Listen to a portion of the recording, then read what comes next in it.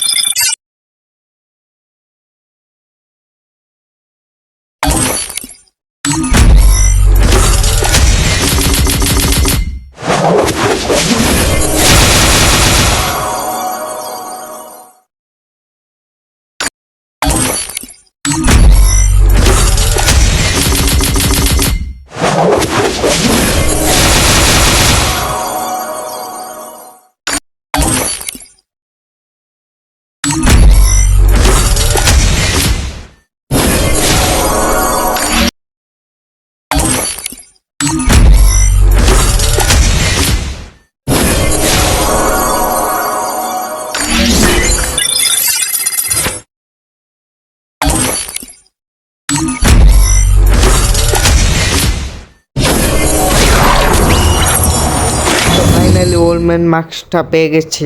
এই মাস্কটা বের করতে হাইস্ট 1800 ডায়মন্ড লাগবে। 1800 ডায়মন্ডের বেশি লাগবে না।